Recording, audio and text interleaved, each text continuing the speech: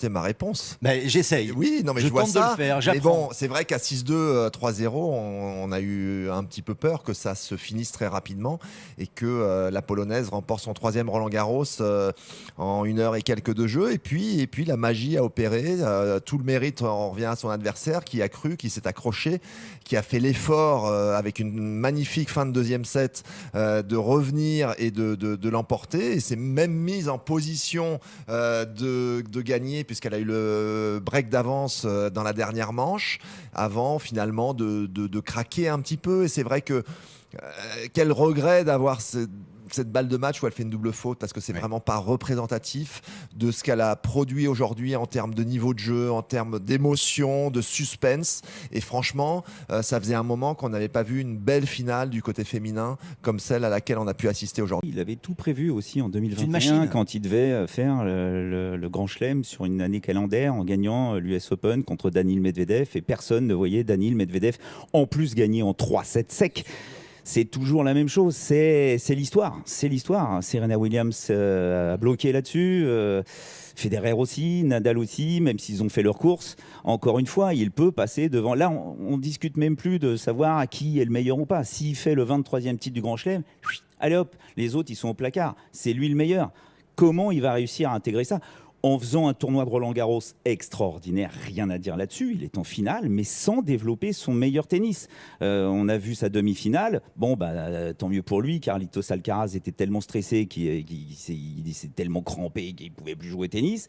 Là, Casper Ruud, l'année dernière contre Rafael Nadal, c'était son idole, il n'avait pas d'expérience, il s'est complètement fait bouffer par l'événement, c'est plus du tout la même chose aujourd'hui. En plus, et je vais en rajouter un petit coup sur Djokovic, pour moi cette finale n'est pas jouée à l'avance parce que Casper Ruud, encore une fois, il sait très bien que le Novak Djokovic, il a 36 balais et qu'il va faire très très lourd demain. On va peut-être même être obligé de fermer le toit à cause des orages qui sont annoncés sur Paris.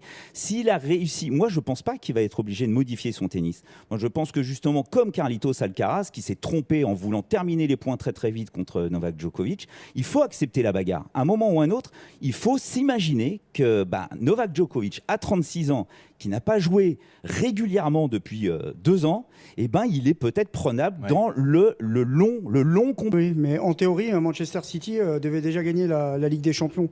Elle l'a toujours pas remporté. Elle va peut-être le faire ce soir.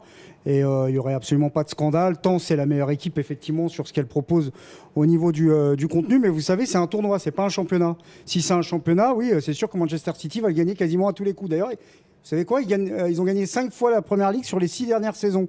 Donc ça veut dire effectivement que c'est la meilleure équipe. Mais là, c'est un tournoi. C'est pas toujours la meilleure équipe qui va au bout. Cette équipe de l'Inter, justement, elle a ce profil de cette équipe sur une séquence, sur une opération commando depuis le début de cette compétition. Sur aussi, disons-le clairement, Lionel a aussi un tableau plus favorable. C'est ça, parfois le football, c'est aussi le tirage au sort qui peut vous avantager. Le Milan AC qui a sorti Naples, qui était peut-être l'équipe la plus compliquée du tableau, parce qu'on a Roland-Garros, il faut parler de tableau, donc d'un des deux tableaux, et l'Inter ensuite a fait le boulot. Et je trouve que cette équipe de l'Inter, elle a la dalle, elle a un plan de jeu, elle a un entraîneur, elle a des joueurs avec des gros CV, elle a de l'expérience.